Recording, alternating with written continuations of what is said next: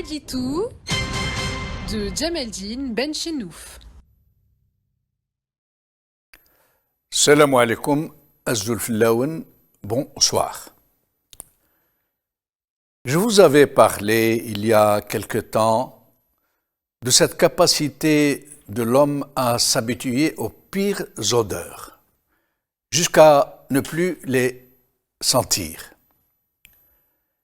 J'ai eu un jour l'occasion d'être reçu par le directeur d'une tannerie du secteur public en Algérie pour un recrutement éventuel.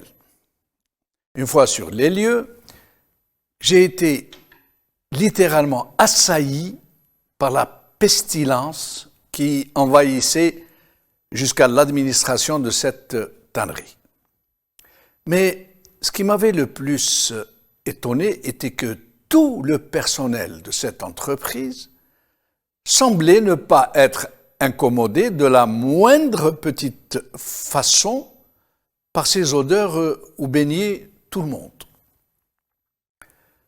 J'ai donc poliment décliné l'offre d'emploi et lorsque le responsable m'en demanda le motif, je lui dis que je ne pourrais jamais travailler dans une telle puanteur.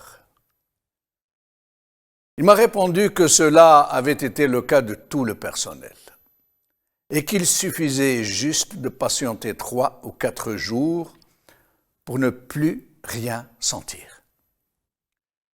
C'est un phénomène, m'avait-il appris, qui s'appelle l'adaptation olfactive. En fait, si nous sentons les mauvaises odeurs, c'est parce que le cerveau y a détecté un danger potentiel et qu'il a stimulé plusieurs millions de détecteurs olfactifs qui se trouvent à l'intérieur de notre nez. Lorsqu'après un certain moment, et après avoir analysé la nature des matières qui dégagent l'odeur en question, et après s'être assuré de leur innocuité, le cerveau neutralise alors les récepteurs olfactifs, ces millions de récepteurs olfactifs, un peu comme s'ils avaient désactivé toutes les alarmes et nous ne sentons donc plus rien. De la même manière que nous ne sentons pas nos propres odeurs, même si elles sont très mauvaises. Parce que notre corps a besoin d'être rassuré, de ne plus être gêné pour pouvoir vaquer à ses affaires, satisfaire à ses besoins. Et il s'adapte donc à toutes les contraintes environnementales tant qu'elles ne représentent pas de danger imminent pour notre survie. Et c'est à cela que je voulais arriver. C'est le même phénomène qui se rapporte à la société algérienne, mais décliné en mode politique. La société algérienne évolue depuis une 60aine d'années, quand même, et de plus en plus gravement dans un système mortifère, qui a extirpé des tréfonds de cette société la moindre de ses plus vieilles valeurs.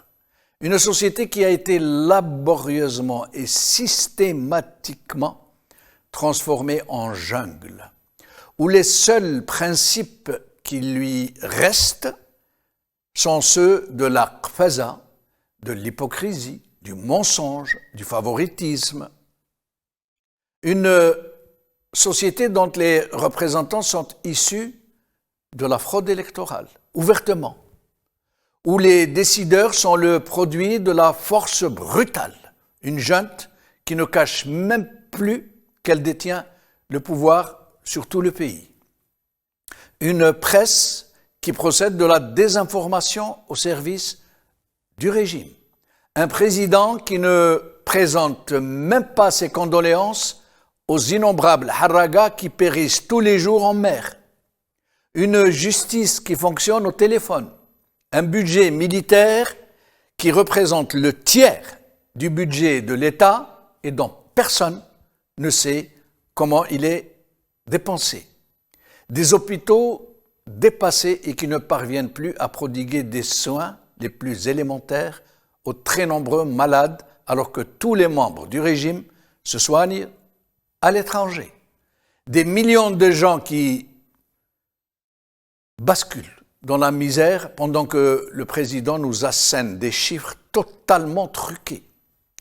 Une guerre des clans qui fait rage au sein du système dans l'impassibilité générale d'une société aux abonnés absents. Une société dont tous les secteurs de la vie publique sont en faillite.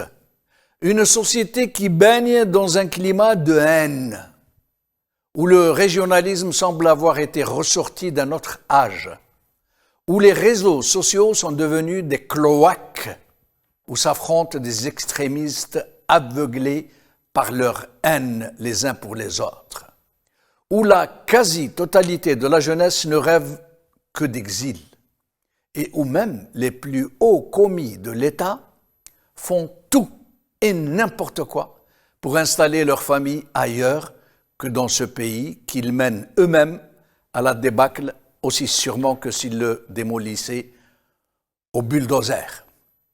Des villes sans urbanisme, sans jardin public, sans lieu de villégiature, où règne le chômage, le désordre, la saleté, la bureaucratie, la loi du plus fort, où la corruption est l'alpha et l'oméga de l'activité économique.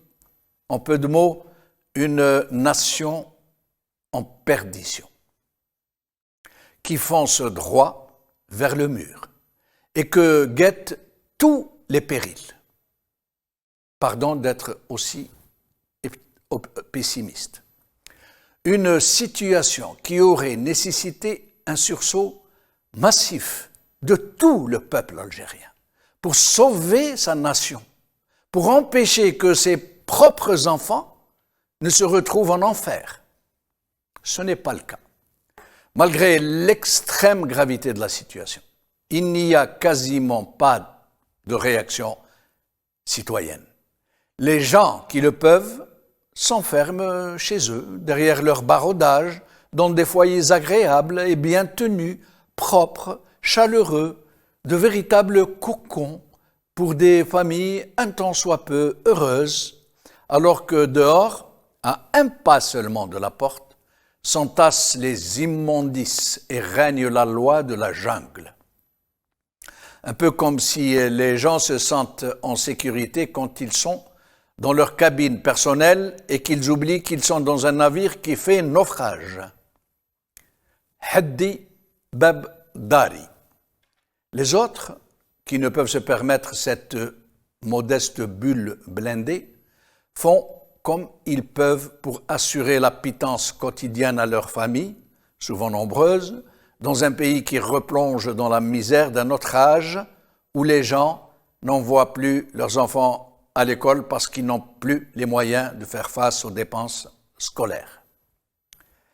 Les gens ne réagissent plus à rien, pas même aux nombreux haragas qui se noient, ni même à la déliquescence économique qui les frappe pourtant de plein fouet, ni au délire de Tebboune, ni à l'omniprésence de l'armée sur la scène politique, ni à la plus outrancière des situations. C'est une aréflexie, une abolition des réflexes de survie. Et c'est un peu comme dans cette tannerie, dans cette ambiance d'adaptation olfactive où le personnel vaque à ses tâches sans que personne ne soit indisposé par les mauvaises odeurs. Sauf que pour la société algérienne, les récepteurs, non pas olfactifs, mais sociaux, ont été neutralisés, non pas par le cerveau de la nation, par l'esprit de l'être collectif, mais par la corruption de masse, par la propagande du régime, par ses relais, par sa presse, par les privilégiés du régime, par l'usage immodéré à la mémoire collective, par les 1001 carottes que le régime agite sous le nez de tout le monde. La société a fini par ne plus rien sentir, ne plus rien ressentir. Elle a fini par conséquent à ne plus réagir que par la fuite, la harga ou la protestation chuchotée. À plus forte raison qu'après le flamboyant épisode du Hirak, le régime a vite compris qu'il faut sévir très durement contre quiconque émet le plus timide geste d'humeur pour empêcher justement que ce Hirak ne revienne. Nous sommes tellement imprégnés de cette médiocrité ambiante, de cette pestilence politique, de cette mauvaise gouvernance, de ces abus, de cette dévastation en règle que nous nous sommes noyés dans la lassitude, la démission. Nous n'apprécions plus à sa juste mesure le péril que cette très grave situation représente pour nos propres enfants. بقاو على خير.